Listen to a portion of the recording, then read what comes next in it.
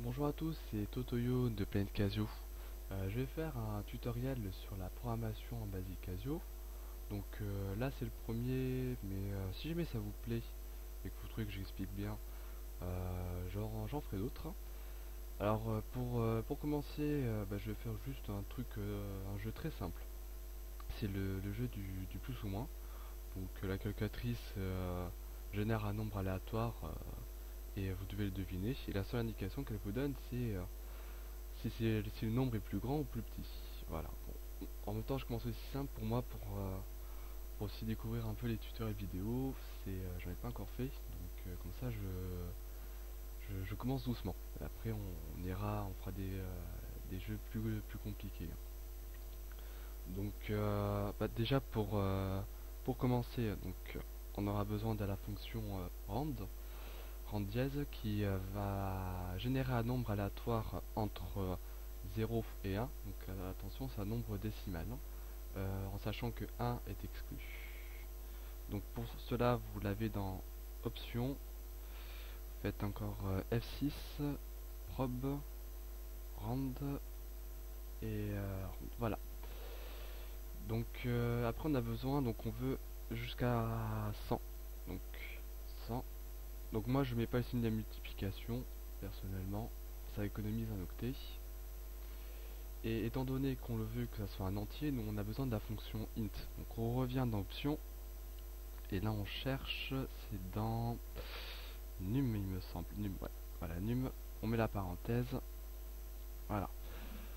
Or on veut quand même que ça soit un nombre entre 1 et 100, donc on le rajoute plus 1, à laquelle, donc tout ça, ça sera à la valeur A qui sera le nombre mystère,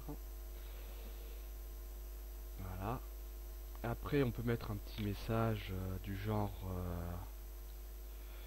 voilà, vous, moi j'avais mis vous devez trouver un nombre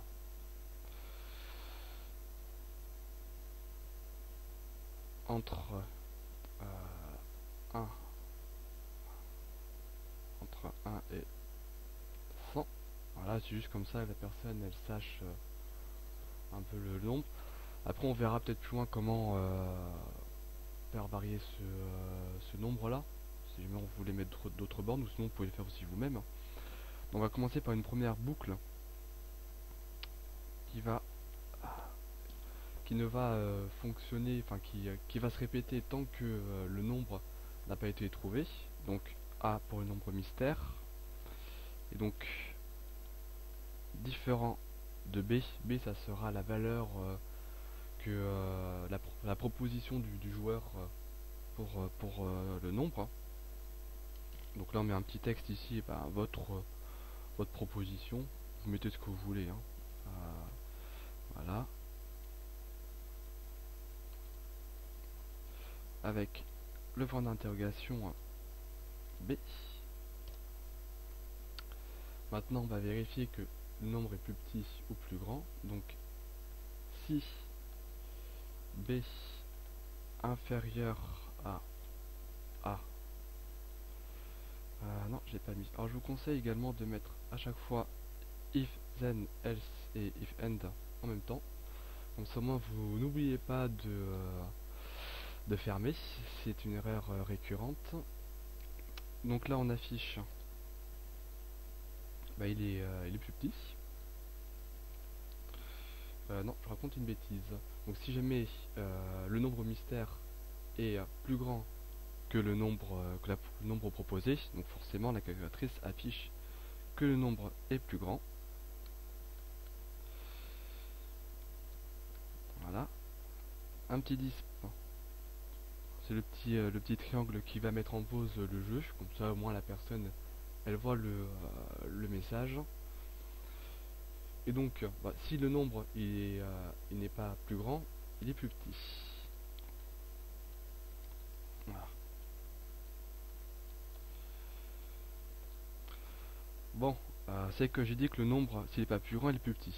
Mais j'ai fait une toute petite erreur dans mon explication. Il peut être bien être égal à 1. Donc, on va juste vérifier, hein.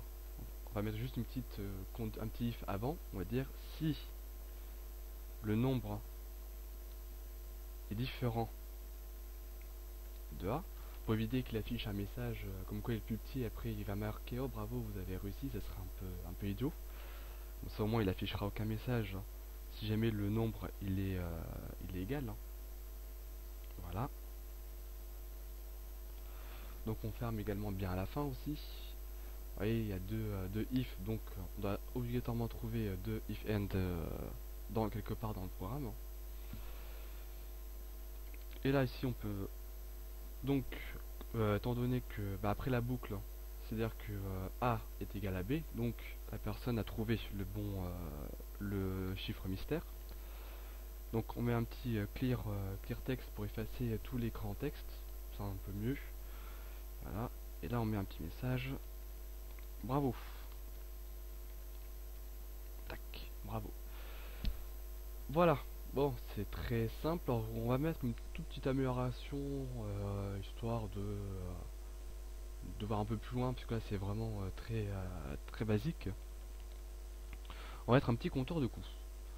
Donc pour ça, on va revenir au tout début de notre programme, et on va mettre un petit 0-c. Donc 0, la variable c sera le nombre de coups, donc le nombre de fois que que la personne aura mis pour trouver le nombre mystère.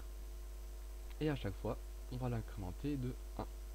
Donc ici, on va mettre, juste avant le LP while, on va mettre un petit c plus 1 c. Donc en gros, on va ajouter la valeur 1.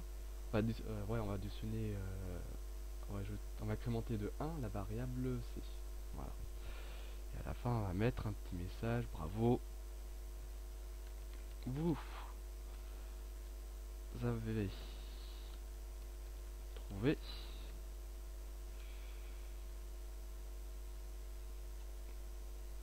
le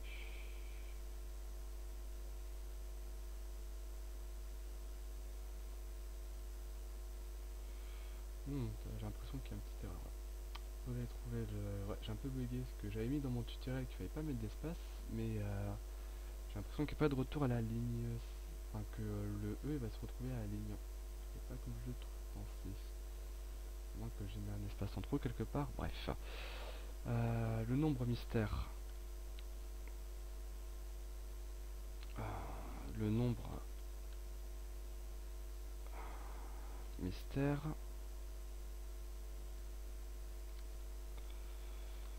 Mystère. Oh. Tac, tac, tac. On va mettre un petit espace ici, comme ça il va pas se faire manger. Donc là on va mettre 4 espaces. 1, 2, 3, 4. Ouf. Bon, on va pas en mettre trop, parce qu'on suppose quand même que la personne en face n'est pas trop manchot. Et après un petit locate pour pouvoir positionner correctement le texte. Donc là, alors je sais jamais si lequel c'est en premier. Ça c'est un truc, je crois que c'est comme ça, mais ça se trouve je me suis trompé. On verra bien comment on va débugger. Donc là on va afficher en gros le nombre de coups qui sera affiché ici, voilà, à ce niveau là. Donc écoutez, on va lancer le programme et on va jouer avec. Voilà, donc la calculatrice me dit que je dois trouver un nombre entre 1 et 100. Donc ma proposition, on va commencer par 50. C'est plus grand, 75. C'est plus petit, on va mettre 68. Plus petit, 60. Plus petit toujours, 55. Plus grand, 58. Plus grand, 59. Et voilà, j'ai trouvé en 7 coups. Et d'ailleurs, vous voyez, je m'étais trompé, il fallait inverser. Donc on va corriger ça de suite. Tac, voilà. Donc au début, c'est un peu le 4, ça correspond à l'axe, à la position horizontale du, du texte qu'on va afficher, ou de la variable, puisque c'est la variable C qu'on va afficher, et 3 c'est la position verticale, en sachant que l'origine c'est en haut à gauche, c'est tout là-haut, voilà. Hop, on commencer. Donc proposition 50, plus grand 75, plus grand toujours, bah tiens c'est un peu plus intéressant. Voilà, plus grand 92, encore plus grand 95,